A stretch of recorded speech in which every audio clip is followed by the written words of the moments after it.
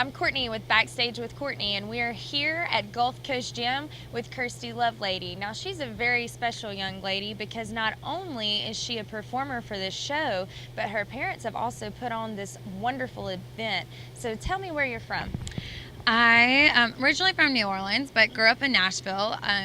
We moved to Nashville because my dad, he is in the music industry, and moved there for his business, and he's done some various things over the years, but recently wanted to get into the festival business. So him and his partner now, Mark Sheldon, they started this, and they built this up. Nice. So how many years? It's been in Panama City for 3 years, right? Mm-hmm, yeah. So what made them bring it to Panama City? I think it was just the fact that there's nothing. They have like the Luke Bryan thing that's here, but there's really nothing like this around in Panama City, and it's such a great location and such an awesome place. And who doesn't want to go listen to country music and also go on the beach? It's like best of both worlds. It stinks when you have to be at the beach, doesn't it? Yeah. Coming to Florida isn't any fun. No fun. So you have a new album out. Tell us a little bit about your new album. It is called Weeds, and it just came out yesterday. So you can get it on iTunes, Spotify, KirstieLovelady.com. I'm really excited about this project because about a year ago we released another EP, and it was it's really awesome, and I was really proud of that one too. But I worked with some huge musicians in Nashville and a huge producer there, and I was just really intimidated and really scared, and kind of let them take creative control of it. And like I said, I was really proud of that. But when it came time to do this, I wanted to do things my way, and really take it all into my hands. And so I went into the studio with one of my friends, Dustin Richardson, and I took the 4 best musicians in Nashville that in my head it was, and that's the 4 guys that I play on stage with every night. And we basically just went to the studio and we recorded exactly what we do on stage every night. And I grew up listening to some classic rock, and grew up loving Steven Tyler and his energy and his presence on stage. And just when you hear Steven Tyler sing on a record, you're just instantly like there with him and feel the energy. Yeah. And then I listened to a Johnny Cash record and heard how a song can tell a story, and I fell in love with that. So I always say that my heart's divided between Steven Tyler and Johnny Cash, and that to me that's what this record is. It's a little bit of country and a little bit of rock, and it's energy, but it also tells my story. And I'm really excited that this is out.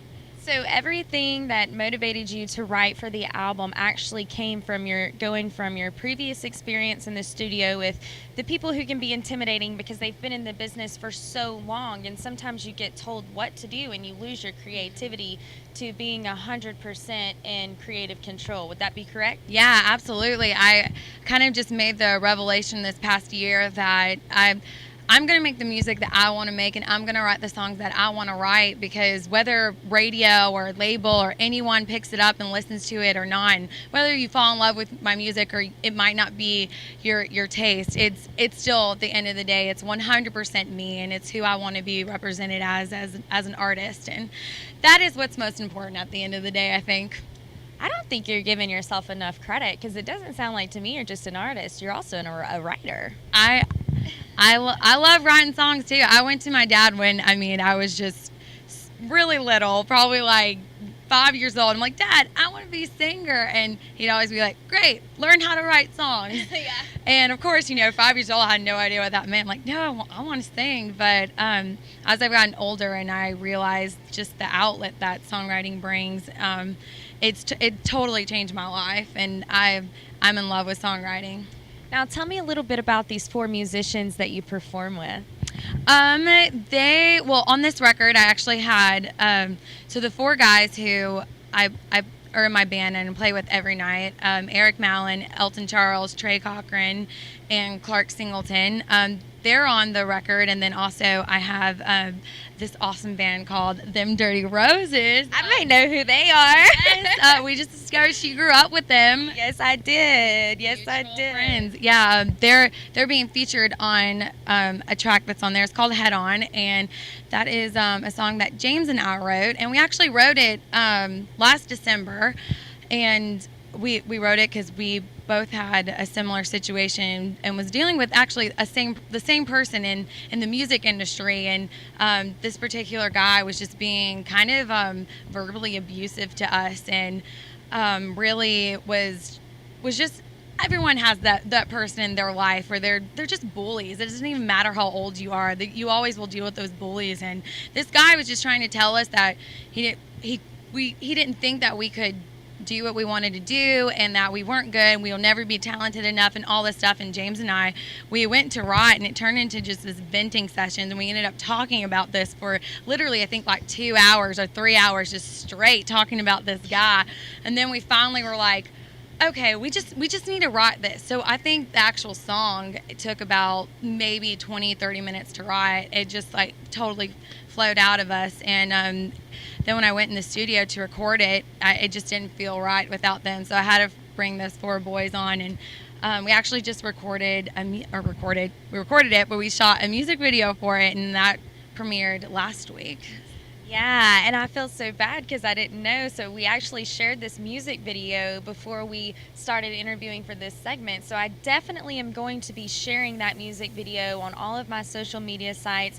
We'll share it at www.38tv.com. I have to say, James is a good writer.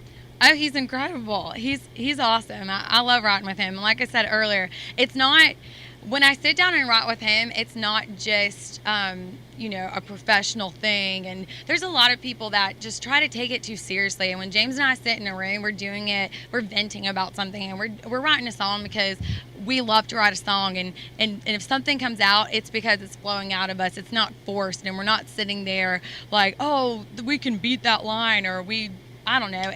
It's literally just flows out of us, and it's from our hearts, and that's why I love writing with him so much.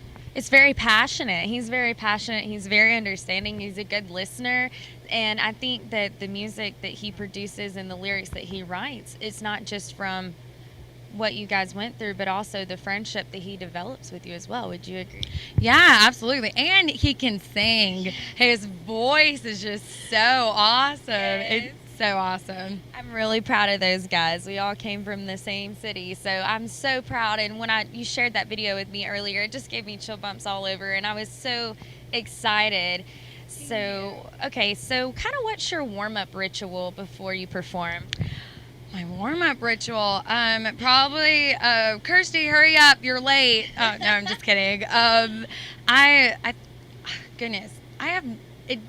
think it just depends. It varies on what kind of show that we're playing. It honestly usually does consist of me having no idea what I'm going to wear, and me like sitting there and with my dog and hanging out with my dog for forever until finally they're like, Kirstie, really, you have to go on stage. Okay. Then it's like throwing the first thing that I see, and then my mom yelling at me like, you're wearing that. I'm like, oh, fine. So probably having to change just to make my mom happy, and running out the door and grabbing some lipstick and writing the set list down for my boys, like with lipstick and a napkin, and like handing it out to them. And no, I'm not an organized person at all, but I mean, what happens on stage is we just love to do it, and it comes from our hearts, and we just are in love with performing. And there's not a lot of, I mean, I guess there's definitely some rehearsals and preparations, don't get me wrong, but it's literally just me and those 4 boys up there.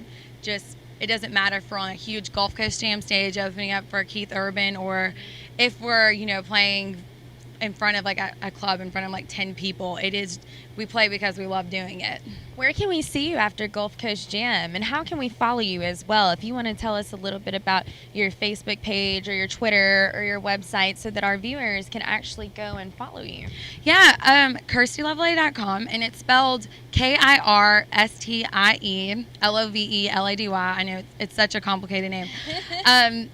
So my website, you can find me on Facebook, Twitter, Instagram. Literally, it's all really boring, just Kirstie Lovelady. And then after this, I'm actually going on tour with the Roses. We're doing a tour. It's called the Dirty Love Tour. I mean, how sweet is that, right? Who came up with the name?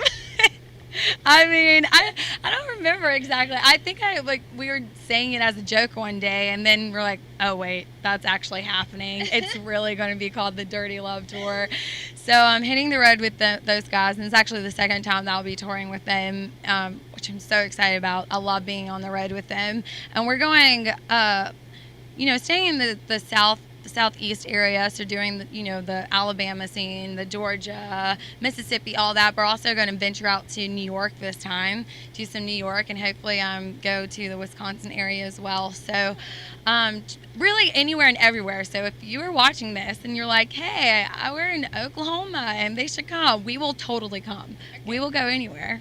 Okay, great. Does everybody hear that? Yes. Get ready to book her now. Well, thank you so much for taking the time to interview with us. I know being an artist, it takes a good bit of preparation before a performance, especially one of this caliber. So thank you so much for taking the time to speak with us, and we'll definitely make sure that our viewers will get a taste of your music. So absolutely. Thank you so much. Thank you for talking to me. Yeah.